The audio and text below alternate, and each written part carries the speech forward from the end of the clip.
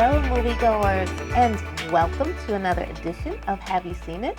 I am your host, Denise, and this week I am going to review a sequel. I am reviewing the movie My Big Fat Greek Wedding #3. Okay, so if you are familiar with the franchise and have seen 1, 2, and 3, or just one of those, you kind of have a feel for what this movie is about and who the main characters are, because they've all come back in this movie, and there may be some new faces that you haven't seen in previous movies, but the main characters, for the most part, are there. So the movie stars John Corbett and Nia Vardalos, and you know Nia is the director and the writer of this franchise. So they play Ian and Tula, respectively, and then other people that you might know, Lainey Kazan is, she plays the mom in this movie. And then you have Andrea Martin, who has come back in her role as Aunt Vula, who knows everything and everyone likes Aunt Vula. So in this movie, the matriarch, who was played by Michael Constantine, has passed away. Not only for the purposes of the movie, but Michael Constantine actually passed away a couple of years ago. So they wanted to include him in this installment by giving him a last request, if you will, to his daughter Tula, asking her to deliver his journal. He has kept a journal for many, many years, and the journal is about his relationship with 3 of his best friends back in Greece. So his final wish is, I need you to find my 3 friends and deliver this journal. And so she agrees to do that. So the family gets together. So you have Ian and you have Tula and you have their daughter and you have the aunt and some other cousins who get on a plane and they fly to Greece. Now, this installment was actually filmed in Greece, and of course the scenery is absolutely gorgeous. It's on my bucket list, but it's just absolutely gorgeous.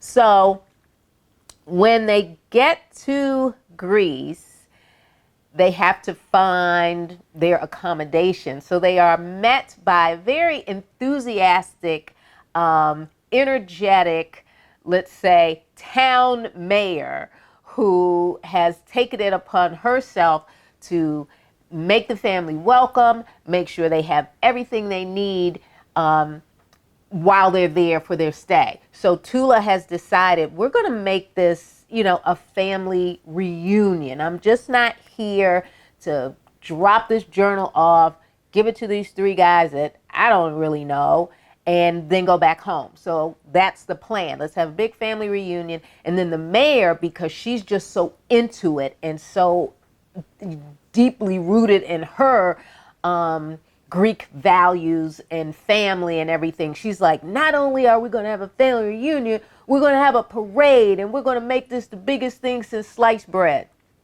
So there you have it.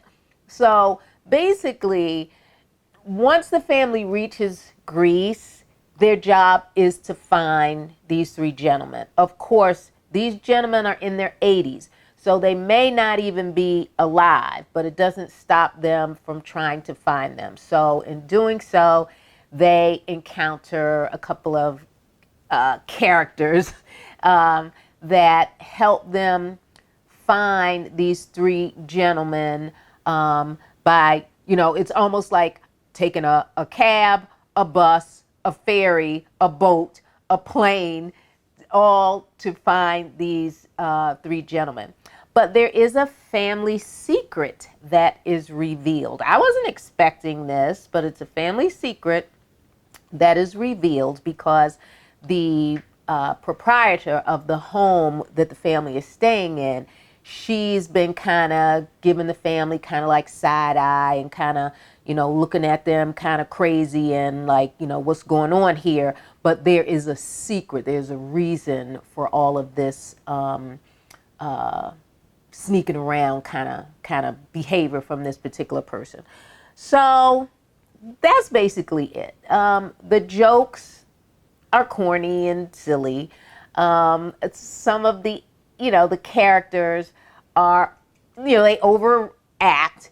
There are characters who you're not quite sure what your role is in this movie. Like, for example, the daughter, there's a tag-along kind of boyfriend. I wasn't quite sure what his purpose was, and he could have stayed in the United States and didn't even have to make the trip, in my opinion.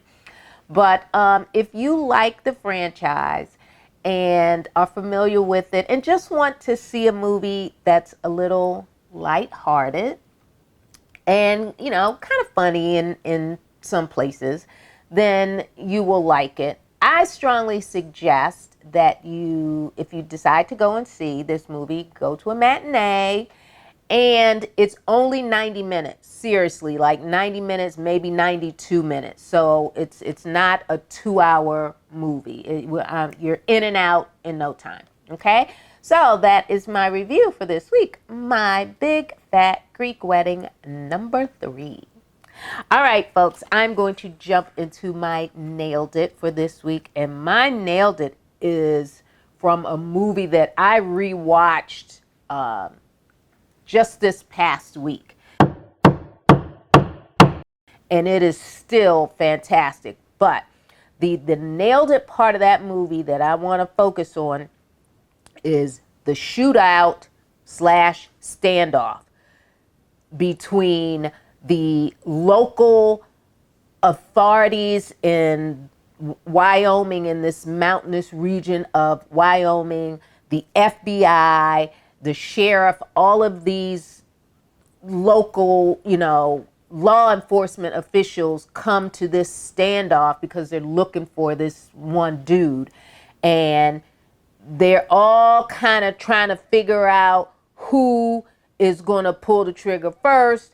I thought you were here to help me, but wait a minute, you're kind of surrounding me. So now I'm giving you a side eye, and what are you going to do? All the while, people got their guns drawn. And once somebody flinches, it's over. I mean, shots are fired from everywhere, from everybody, from every type of gun you can imagine. Bloody, gory, just bam, bam, bam, bam, bam, bam, bam.